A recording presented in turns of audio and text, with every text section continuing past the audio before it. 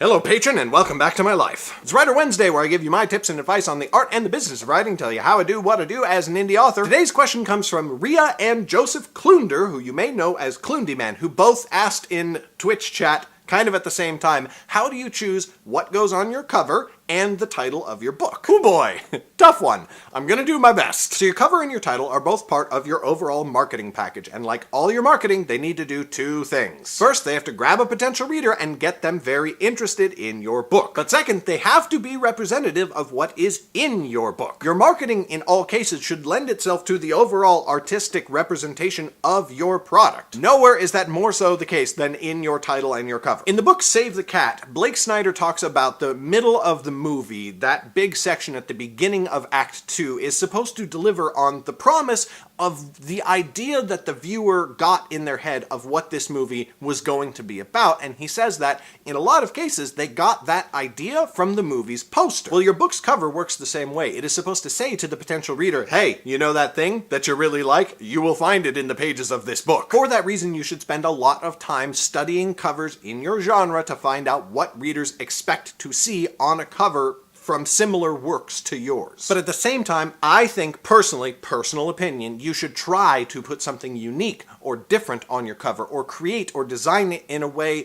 that puts a spin on your reader's expectation to intrigue them. This is probably more true for some genres than for others. For example, romance covers seem across the board to just work really well with a picture of the two protagonists set in a background that's appropriate for whatever time period the story is taking place in. Now, to me personally, this makes all romance covers look the same. They're all kind of just blend together after a while, but I am not a romance reader, and that is important to remember. So returning to that idea of the unique spin, in my genre of fantasy, it is very, very common, almost nauseatingly so, to have a wide, sweeping, epic landscape, preferably with a castle in it, and multiple characters from your story represented on your cover. And that's fine. There's a lot of incredible fantasy cover art that I really love, but I wanted to do something a little bit different. So rather than a huge landscape and multiple characters on the cover, I have one single character on each of my individual books, and they are arranged in the composition of the cover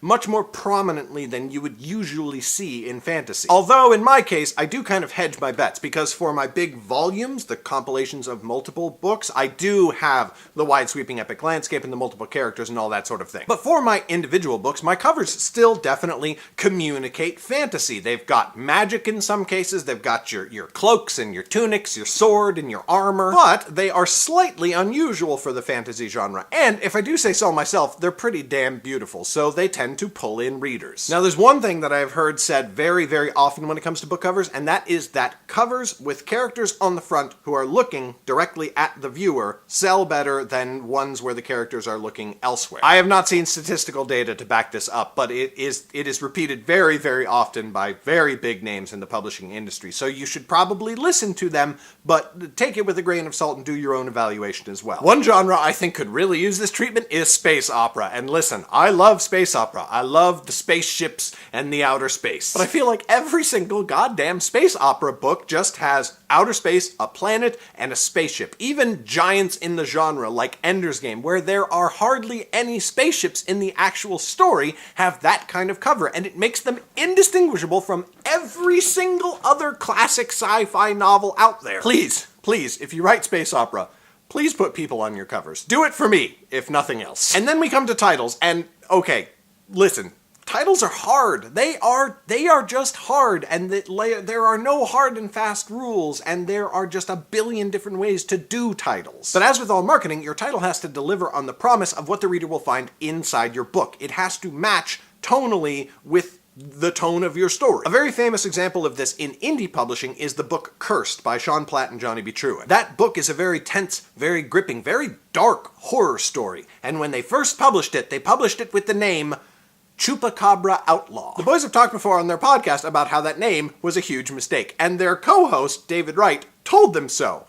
And he was right. Chupacabra Outlaw sounds like a kind of zany screwball comedy set in the West with a shapeshifter who happens to be a were-chupacabra instead of a werewolf. It is a great title for another book entirely. The title Cursed is not only a great name for a horror novel, but it is much closer in tone to what you actually find in the book, and it was absolutely the right move for them to switch to that title. So make sure that your title is genre appropriate, and make sure that it is appropriate for what's in your book. And oh my god, please do not try to be too clever with your title. This is another one that just some authors try to be way too clever with their title, and they create something that ends up not actually meaning anything to the reader. This takes two forms, actually. One is very prevalent in fantasy, and it's a title that literally doesn't mean anything, like in English or whatever language. A title like The Fell Quarks of Anandrogan only makes sense if you know what a fell quark and who or what or where an Anandrogan is, but until you read the book,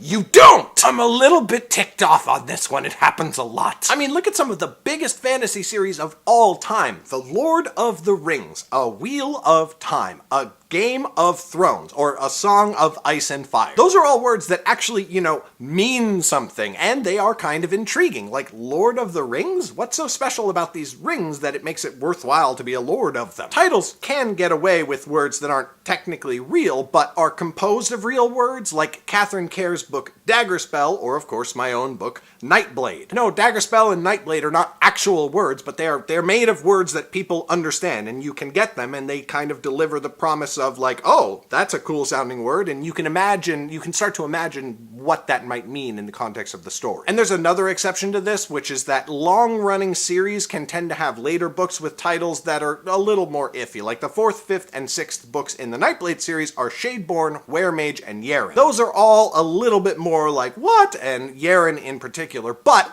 for somebody who has been reading the series all this time, seeing Yeren as a title means a lot to them, even though it doesn't mean anything to somebody who knows nothing about the world. But I'm not going to market Yeren to people who have never read my books before. I'm going to market Nightblade, and that title makes more sense to them. Really great titles not only use understandable words, but use them ingeniously to create curiosity. So most of you know patron and friend of mine, Kristen Stevens, and her co-writer, Robert Ock, who, also a friend of mine and is like in the Discord server, right? Okay, so they are currently writing a series called Heroes by Necessity. Holy fuck, is that a great title? Heroes, yes, because you want epic heroics, because this is epic fantasy, but by necessity, what does that mean? How did they become heroes? But I want to read the shit out of that series, so they'd better finish it quickly, so that I can. Kristen and Rob. Okay, so the other way that authors try to be clever with their titles is by putting a joke in the title that, again,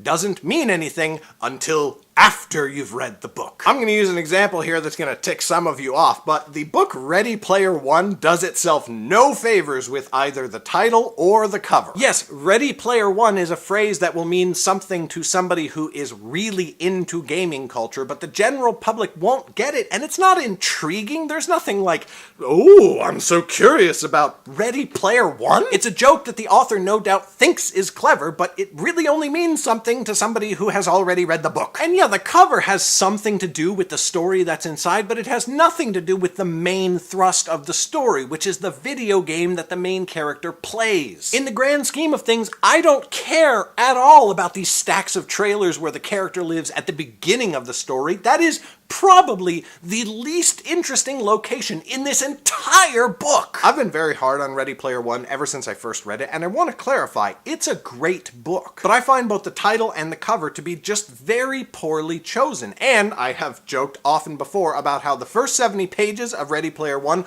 are maybe the slowest 70 pages of any book ever. After those 70 pages, the story takes off, and it's amazing. It's an awesome story, but this book survived and got popular on word of mouth alone. I think that the marketing team should be fired. Okay, I think that is all I've got when it comes to titles and covers. I hope that it has been helpful, and I want to give a big thank you to Rhea and Klundyman for the excellent question. Thank you, patron, for watching, and thank you as always for your incredible support. I will see you next Wednesday. Bye!